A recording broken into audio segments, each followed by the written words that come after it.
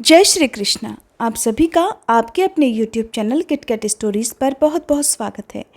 उम्मीद है आपने इससे पहले की कथा भी सुन ली होगी।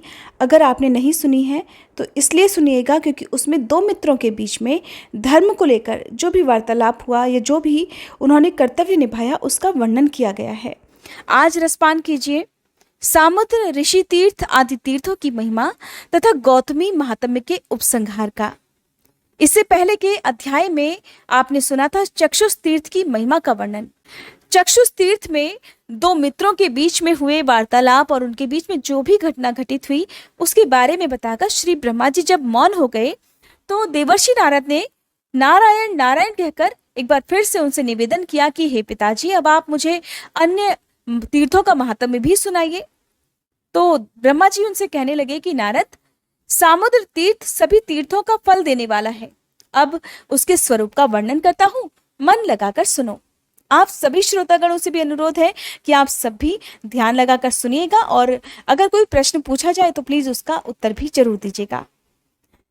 तो जब देवर्षि नारद से ब्रह्मा जी कहते हैं कि अब मैं तुमसे सामुद्र तीर्थ का महात्म्य वर्णन करता हूं, सुनो, तो देवर्षि नारद भी उनके सामने हाथ जोड़कर ध्यान लगाकर बैठ गए और बड़े प्रेम से, बड़े ध्यानमग्न होकर महात्म्य सुनने लगे। ब्रह्मा जी कहते हैं कि गौतम के विदा करने पर पाप नाशिनी गंगा जब तीनों लोगों का उपकार करने के लिए ब्रह्मगिरि से पूर्व समुद्र की ओर चली, तब मार्ग में मैंने उनके जल को लेकर कमंडल में धारण कर लिया। परमात्मा शिव ने उन्हें मस्तक पर चढ़ाया। वे भगवान विष्णु के चरणों से प्रकट हुई हैं। ब्रह्म ऋषि गौतम ने मर्त्यलोक में उनका अवतरण कराया है। वे स्मरण मात्र से ही सभी पापों का नाश करने वाली है और गुरुओं की भी गुरु है। नारद, समुद्र ने जब उन्हें अपनी ओर आते देखा तब मन ही मन विचार किया कि जो संपूर्ण जगत की वंदनीय और सभी की ईश्वरी है, जिन्हें ब्रह्मा तथा शिव आदि देवता भी शीश झुकाते हैं, उनके स्वागत में मुझे कुछ दूर आगे तक जाना चाहिए, नहीं तो मेरे धर्म में दोष आएगा।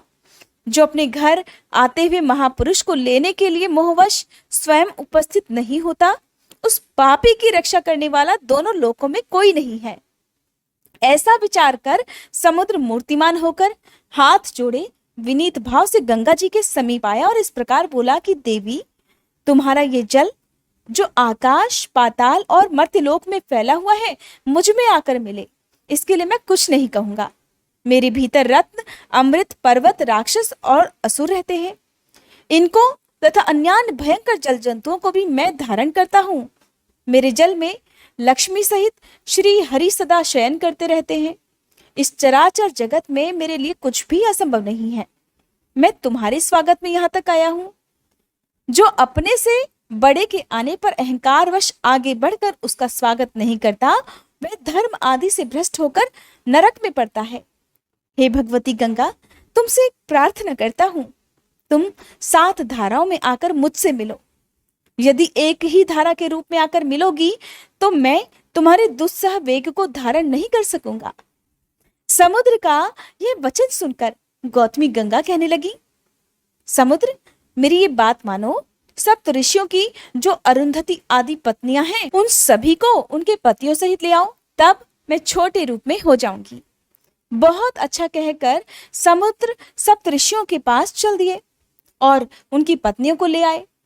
तब गोदावरी देवी 7 धाराओं में विभक्त हो गई और उसी रूप में उनका फिर समुद्र से संगम हुआ। सप्त ऋषियों के नाम पर वे सप्त गंगा के नाम से विख्यात हुई। वहां भक्ति पूर्वक जो स्नान, दान, श्रवण, पाठ और स्मरण आदि शुभ कर्म किया जाता है, वह समस्त अभीष्ट वस्तुओं को देने वाला होता है। पाप की हानि, भोग और मोक्ष की प्राप्ति तथा मन की प्रसन्नता के लिए तीनों ही लोकों में समुद्र तीर्थ से बढ़कर दूसरा कोई तीर्थ नहीं है। सप्तगंगा हरिद्वार से 5 किलोमीटर की दूरी पर है। अगर आप सप्तगंगा के बारे में जानना चाहते हो तो अगले अध्याय में मैं आपको इस बारे में भी कथा सुनाऊंगी, तो मुझे कमेंट बॉक्स में बता दीजिएगा। तो जब ब्रह्मा जी समुद्र तीर्थ के बारे में कहते हैं कि तीनों ही लोकों में समुद्र तीर्थ से बढ़कर दूसरा कोई तीर्थ नहीं है, समुद्र तीर्थ के अलावा वहां ऋषि तीर्थ भी है, जहां 7 ऋषि तपस्या करने के लिए बैठे थे और जहां भीमेश्वर शिव विराजमान है, वहां का वृतांत इस प्रकार है। अब मैं आपको स्थान बता देती हूँ कि ये स्थान हरिद्वार में है। 7 ऋषियों ने वहां पर गंगा जी को 7 धाराओं में विभक्त किया, और जो ये 7 धाराएं विभक्त हुई थी, ये वही सप्त ऋषियों के नाम पर विभक्त हुई हैं। सप्त ऋषियों ने यहाँ पर तपस्या की थी। सबसे दक्षिण की धारा वासिष्ठी कहलाई, उससे उत्तर वैश्वामित्री, उससे उत्तर वामदेवी, बीच की धारा गौतमी, उससे उत्तर भारद्वाजी, उससे उत्तर आत्रेयी, और अंतिम धारा जमदग्नि है। उन सभी ऋषियों ने मिलकर वहां बहुत बड़े सत्र का अनुष्ठान किया था।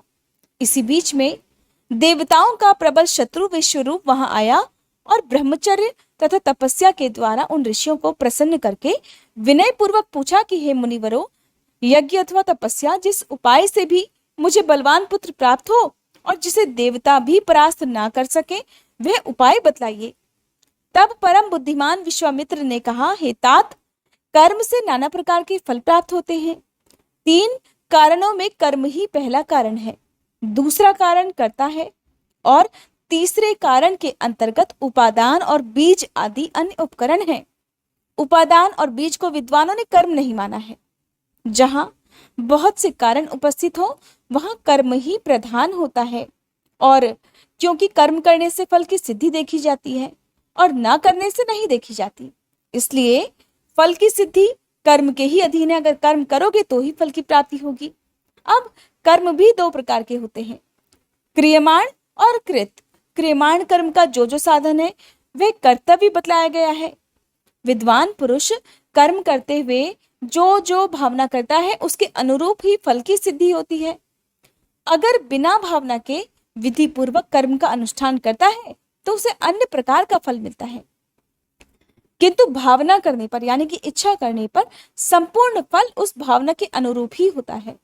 अतः तप, व्रत, दान, जप और यज्ञ आदि क्रियाएं कर्म के अनुरूप भाव से ही अभीष्ट फल देती हैं।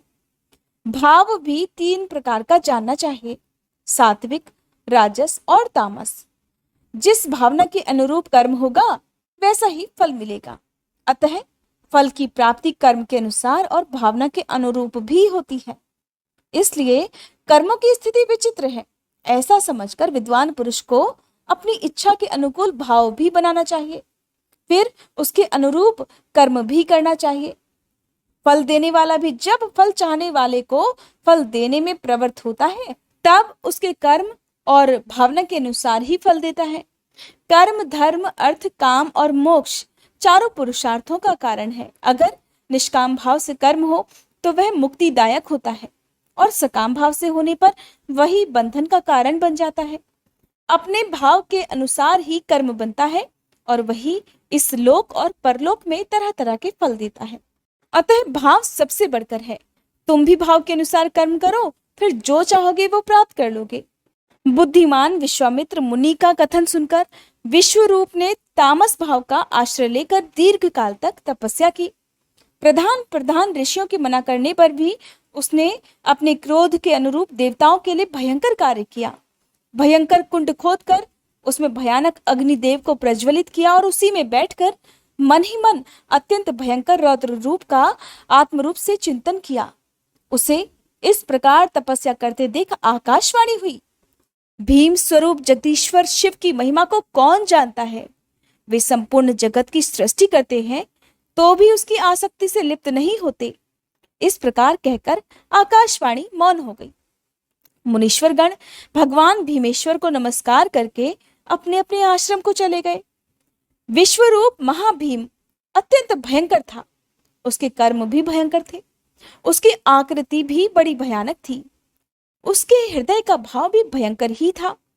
उसने भीम स्वरूप भगवान रुद्र का ध्यान करके अग्नि में अपनी आहुति दे दी। तब से उसके द्वारा आराधित भगवान शंकर भीमेश्वर कहलाते हैं। वहां किया हुआ स्नान और दान निस्संदेह मोक्ष देने वाला होता है। जो सदा भक्ति पूर्वक इस प्रसंग का पाठ और श्रवण करता है तथा देवताओं के स्वामी भीम स्वरूप भगवान शिव को प्रणाम करता है, उसे भगवान शिव अपने सर्व पापहारी चरणों की शरण में लेकर मुक्ति प्रदान करते हैं। यो तो भगवती गोदावरी सर्वत्र और सदा ही संपूर्ण पाप राशि का विनाश करने वाली, तथा मोक्ष प्रदान करने वाली हैं, फिर भी जहां वे समुद्र में मिली हैं वहां उनका महात्म्य विशेष रूप से बढ़ा हुआ है।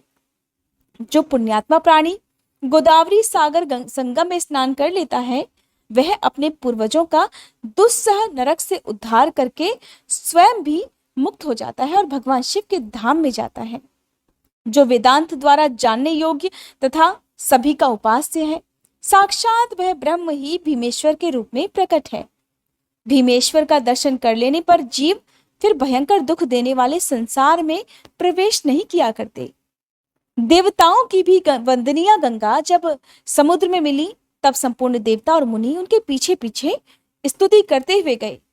वशिष्ठ, जाबाली, याज्ञवल्क्य की क्रतु, अंगिरा, दक्ष, मरीचि, अन्यान्य वैष्णवगण, शाततप, शौनक, देवरात, भृगु, अग्निवेश, अत्रि, मरीचि, मनु, गौतम, कौशिक, तुम्ब्रु, पर्वत, अगस्त्य, मार्कंडेय, पिप्पल, गालव, योगीजन, वामदेव, अंगिरस तथा भार्गव ये समस्त पुराण वेदता महर्षि प्रसन्न चित्त से वैदिक मंत्रों द्वारा देवी गोदावरी की स्तुति करते थे।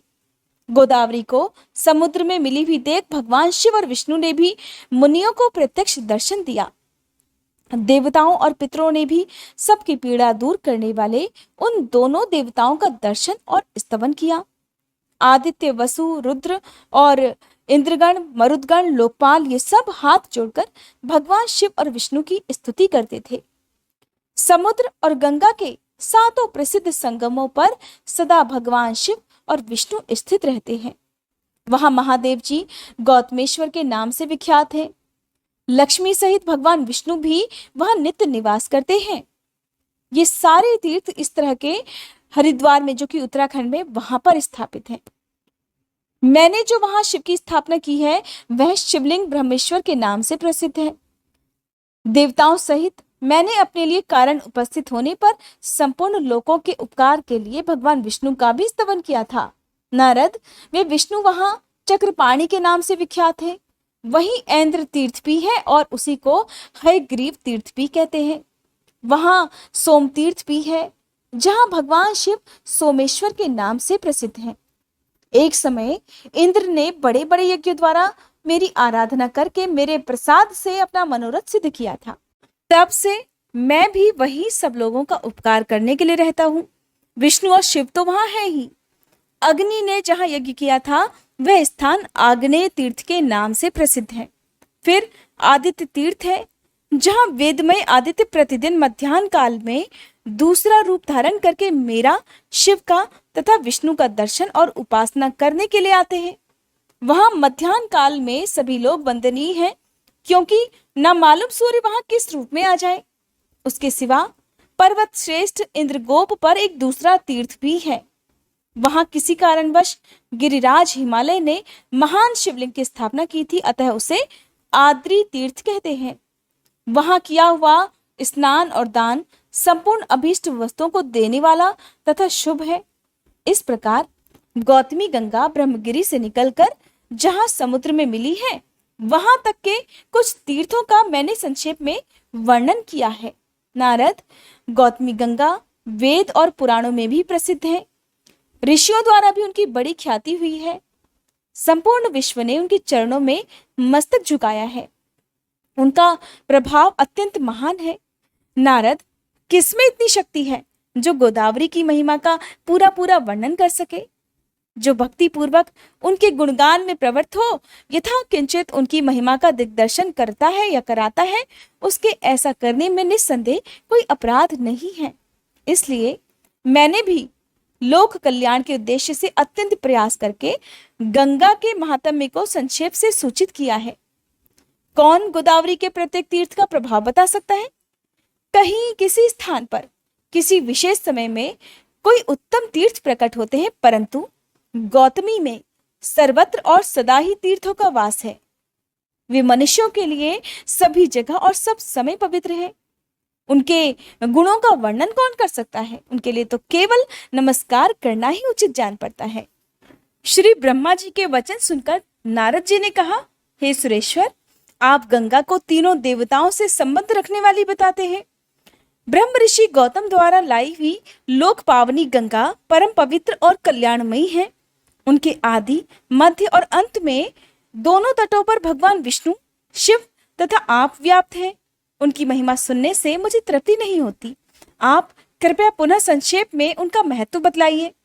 तब श्री ब्रह्मा जी बोले, बेटा, गंगा पहले मेरे कमंडलू में थी, फिर भगवान के चरणों से प्रकट हुई। उसके बाद महादेव जी के जटाजूट में निवास करने लगी। महर्षि गौतम ने अपने ब्रह्म तेज के प्रभाव से यत्नपूर्वक भगवान शिव की आराधना की, जिससे ये ब्रह्मगिरी पर आई और वहां से चलकर पूर्व समुद्र में जा मिली। भगवती गोदावरी सर्व तीर्थ ही है। वे मनुष्यों को मनोवांछित फल देती हैं। उनका प्रभाव सबसे बढ़कर है और मैं तीनों लोकों में कोई भी तीर्थ गोदावरी से बड़ा नहीं मानता। उन्हीं के प्रभाव से मन की सारी अभिलाषाएं पूर्ण हो जाती हैं।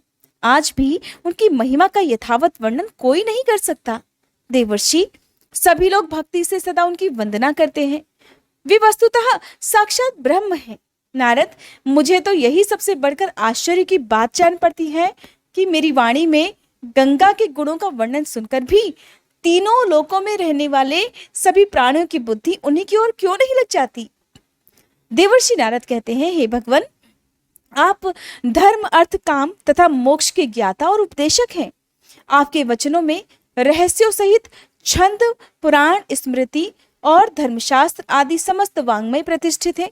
अतः आप ही बताइए, तीर्थ, दान, यज्ञ, तप, देव पूजन, मंत्र जप और सेवा में सबसे श्रेष्ठ क्या है? भगवान, आप जैसा कहेंगे वैसा ही होगा। इसके विपरीत कोई बात नहीं हो सकती। अतः मेरे इस संशय का निवारण कीजिए। नारायण नारायण। देवर्षि नारद के पूछने पर श्री ब्रह्मा जी ने उनके संशय का निवारण किस प्रकार किया, इसके बारे में जानने के लिए कृपया आप आने वाले अध्याय को जरूर सुनिएगा, जिस अध्याय में आपको अनंत वासुदेव की महिमा तथा पुरुषोत्तम क्षेत्र के महात्म्य का उपसंहार भी सुनने को मिलेगा। उम्मीद करती हूँ आज की ये वीडियो भी आपको पसंद आई होगी।